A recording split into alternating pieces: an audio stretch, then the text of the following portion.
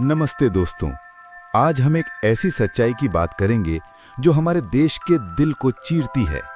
एक ऐसी सच्चाई जो खेतों में मेहनत करने वाले उन हाथों की कहानी कहती है जो हमारे लिए अन्न उगाते हैं लेकिन खुद को जीवन की जंग में हारते हुए पाते हैं। हम बात कर रहे हैं भारत में किसान आत्महत्याओं की। तो आप लोग बने रहें वीडियो के लास्ट तक। साथ ही वीडियो को लाइक और चैनल को सब्सक्राइब करना ना भूलें। 2014 से 2025 तक भारत में हजारों किसानों ने अपनी जान गंवाई। ये वो लोग हैं जिनके बिना हमारी थाली में भोजन नहीं होता। फिर क्या वजह है कि ये अन्नदाता अपने जीवन को समाप्त करने को मजबूर हो रहे हैं? आइए इस गंभीर मुद्दे को समझें, आंकड़ों की रोशनी में, कारणों की गहराई में और समाधान की उम्मीद के साथ। सबसे पहले आइए आंकड़ों पर नजर डालें। राष्ट्रीय अपराध रिकॉर्ड ब्यूरो (NCRB) और अन्य विश्वसनीय स्रोतों के अनुसार 2014 से 2022 तक भारत में लगभग 1,04,774 किसानों और कृषि मजदूरों ने आत्महत्या की। इसका मतलब है कि हर दिन औसतन 30 से अधिक किसान या कृषि मजदूर अपनी जिंदगी को खत्म कर रहे थे। तो आइए इसे साल दर साल समझते हैं। 2014 NCRB के अनुसार इस साल लगभग 12,360 लोग, जिनमें किसान और कृषि मजदूर शामिल थे, ने आत्महत्या की। 2015 में यह संख्या घटकर 8,007 हो गई, यानी हर दिन लगभग 22 किसानों ने अपनी जान दी। 2016 में 6,351 किसानों की आत्महत्या दर्ज की गई। ये 2015 की तुलना में 21% की कमी थी। 2017 में 10,655 लोगों ने, जिनमें 5,955 किसान और 4,700 कृषि मजदूर थे, आत्महत्या की। 2018 में 10,349 आत्महत्याएं, 2019 में 10,281 आत्महत्याएं, 2020 में 10,677 आत्महत्याएं, 2021 में 10,881 आत्महत्याएं, जिसमें 5,318 किसान और 5,563 कृषि मजदूर शामिल थे। 2022 में 11,290 आत्महत्याएं, जिसमें 6,083 कृषि मजदूर और 5,207 किसान थे। 2023 और 2024 के लिए पूर्ण आंकड़े अभी उपलब्ध नहीं हैं, लेकिन कुछ स्रोतों के अनुसार महाराष्ट्र जैसे राज्यों में 2024 के पहले 5 महीनों में ही 1,046 किसानों ने आत्महत्या की। 2025 के लिए कोई आधिकारिक आंकड़ा उपलब्ध नहीं है, लेकिन अगर पिछले रुझानों को देखें तो यह अनुमान लगाया जा सकता है कि यह सिलसिला कम नहीं हुआ है। इन आंकड़ों का एक खास पहलू यह है कि महाराष्ट्र, विशेष रूप से विदर्भ और मराठवाड़ा क्षेत्र, किसान आत्महत्याओं के केंद्र रहे हैं। 2014 से 2022 तक महाराष्ट्र में लगभग 30,000 से अधिक किसान आत्महत्याएं दर्ज की गईं। यवतमाल और अमरावती जैसे जिले इस दुखद सूची में सबसे ऊपर हैं। ये आंकड़े सिर्फ संख्याएं नहीं हैं। हर संख्या के पीछे एक परिवार है, एक कहानी है, एक अधूरी जिंदगी है। लेकिन सवाल यह है कि आखिर क्यों? क्या कारण है कि हमारे किसान इस हद तक मजबूर हो रहे हैं? आखिर क्या कारण हो सकते हैं इन किसानों की आत्महत्या का? किसान आत्महत्याओं के पीछे कई कारण हैं और ये सभी एक दूसरे से जुड़े हुए हैं। आइए इन कारणों को विस्तार से समझते हैं। पहला कारण तो साफ साफ है कि किसानों को उनकी मेहनत का सही दर नहीं मिल पा रहा है।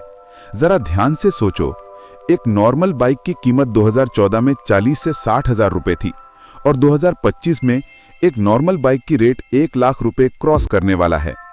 धान दर थी 1,300 रुपए प्रति क्विंटल और अब है 2,300 रुपए प्रति क्विंटल। ये आंकड़े आप जो देख रहे हो, इसमें से आपको साफ समझ आ गया होगा अगर आपका माइंड ओपन है तो। कर्ज का बोझ। किसानों की आत्महत्या का सबसे बड़ा कारण कर्ज है। भारतीय कृषि बहुत हद तक मानसून पर निर्भर है। जब फसलें खराब होती हैं तो किसान बैंकों और साहूकारों से लिए गए कर्ज को चुकाने में असमर्थ हो जाते हैं। 2015 में NCRB के अनुसार 3,000 किसानों ने कर्ज के कारण आत्महत्या की। साहूकारों के ऊंचे ब्याज और कर्ज की वसूली के दबाव ने कई किसानों को मानसिक रूप से तोड़ दिया। मानसून की अनिश्चितता और प्राकृतिक आपदाएं। भारत की खेती मानसून पर बहुत निर्भर है। खराब मानसून, सूखा या बेमौसम बारिश फसलों को नष्ट कर देती है। उदाहरण के लिए 2002, 2004 और 2009 जैसे खराब मानसून वाले वर्षों में आत्महत्याओं में उछाल देखा गया। इसके अलावा कीटों का हमला और फसलों में रोग भी किसानों की आय को नष्ट करते हैं। कृषि की कम लाभप्रदता। खेती अब आर्थिक रूप से लाभकारी नहीं रही। छोटी जोतें, बढ़ती लागत और फसलों के कम दाम किसानों को नुकसान में ले जाते हैं। 80% से अधिक किसान सीमांत या छोटे किसान हैं, जिनके पास 1 से 2 हेक्टेयर से कम जमीन है। बिचौलियों का शोषण और बाजार में उचित दाम न मिलना इस समस्या को और गहरा करता है। मानसिक स्वास्थ्य और सामाजिक दबाव। कर्ज, फसल की बर्बादी और आर्थिक तंगी किसानों को मानसिक तनाव में डाल देती है। भारत में मानसिक स्वास्थ्य सेवाओं की कमी और सामाजिक कलंक के कारण किसान मदद नहीं मांग पाते। इसके अलावा परिवार का भरण पोषण न कर पाने की ग्लानि भी उन्हें आत्महत्या की ओर धकेलती है। नीतिगत कमियां। कई बार सरकारी नीतियां और सब्सिडी का लाभ छोटे और सीमांत किसानों तक नहीं पहुंचता। कर्ज माफी योजनाएं अक्सर अपर्याप्त होती हैं और किसानों को साहूकारों पर निर्भर रहना पड़ता है। ये कारण सिर्फ आर्थिक या प्राकृतिक नहीं है, ये एक ऐसी व्यवस्था की विफलता को दर्शाते हैं जो हमारे अन्नदाताओं को पर्याप्त समर्थन नहीं दे पा रही है। लेकिन क्या इस समस्या का कोई समाधान है? सरकार और समाज के प्रयास।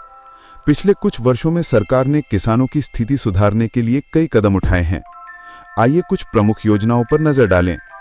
प्रधानमंत्री किसान सम्मान निधि PMKISAN 2019 में शुरू हुई इस योजना के तहत छोटे और सीमांत किसानों को सालाना 6,000 रुपए की सहायता दी जाती है।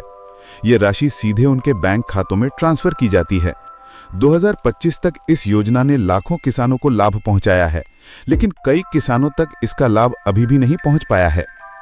किसान क्रेडिट कार्ड KCC 2025 के बजट में किसान क्रेडिट कार्ड की ब्याज सहायता सीमा को 3 लाख से बढ़ाकर 5 लाख रुपए किया गया। ये किसानों को सस्ते कर्ज तक पहुंच प्रदान करता है। प्राकृतिक आपदा राहत। महाराष्ट्र जैसे राज्यों में प्राकृतिक आपदाओं से प्रभावित किसानों को मुआवजा दिया गया। उदाहरण के लिए 2022-23 में महाराष्ट्र में 24,57,000 किसानों को 2,253 करोड़ रुपए की सहायता दी गई। प्रधानमंत्री धन धान्य कृषि योजना 2025 के बजट में इस नई योजना की घोषणा की गई, जिसके तहत 100 जिलों में कम पैदावार और ऋण की समस्या से जूझ रहे 1.7 करोड़ किसानों को लाभ मिलेगा।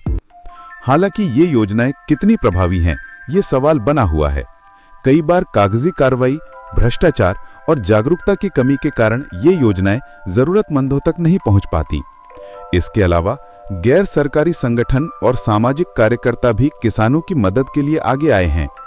उदाहरण के लिए विदर्भ में कई संगठन किसानों को मानसिक स्वास्थ्य सहायता और कर्ज प्रबंधन की सलाह दे रहे हैं। समाधान क्या क्या हो सकता है इस आत्महत्या को रोकने का? किसान आत्महत्याएं रोकने के लिए हमें एक समग्र दृष्टिकोण अपनाना जरूरी है। कुछ सुझाव इस प्रकार हैं। कृषि को लाभकारी बनाना। फसलों के लिए न्यूनतम समर्थन मूल्य MSP को प्रभावी ढंग से लागू करना और बिचौलियों का प्रभाव कम करना जरूरी है। कर्ज प्रबंधन और माफी। कर्ज माफी को अधिक पारदर्शी और समावेशी बनाना होगा ताकि छोटे किसानों को इसका लाभ मिले। साथ ही साहूकारों के शोषण को रोकने के लिए सख्त कानून लागू करने चाहिए। मानसिक स्वास्थ्य सहायता। ग्रामीण क्षेत्रों में काउंसलिंग सेंटर और हेल्पलाइन शुरू करने की जरूरत है। किसानों को मानसिक तनाव से निपटने के लिए समर्थन देना होगा। जलवायु अनुकूल खेती। सूखा रोधी फसलें, ड्रिप इरिगेशन और जैविक खेती को बढ़ावा देकर किसानों को प्राकृतिक आपदाओं से बचाया जा सकता है। जागरूकता और शिक्षा। किसानों को सरकारी योजनाओं, बीमा और आधुनिक खेती की तकनीकों के बारे में जागरूक करना होगा। हम सबकी जिम्मेदारी है कि हम अपने अन्नदाताओं के साथ खड़े हों। हमें उनकी मेहनत का सम्मान करना होगा, उनकी आवाज को बुलंद करना होगा। 2014 से 2025 तक भारत ने अपने हजारों किसानों को खोया है। ये नुकसान सिर्फ संख्याएं नहीं, बल्कि हमारे देश की नींव का कमजोर होना है। लेकिन अभी भी वक्त है। अगर हम सब मिलकर काम करें, सरकार, समाज और हम स्वयं, तो हम इस दुखद सिलसिले को रोक सकते हैं। आइए हम अपने किसानों को वो सम्मान और समर्थन दें जिसके वो हकदार हैं। आइए हम प्रतिज्ञा करें कि हमारे खेतों में फिर से हरियाली होगी और हमारे अन्नदाताओं के चेहरों पर मुस्कान। धन्यवाद।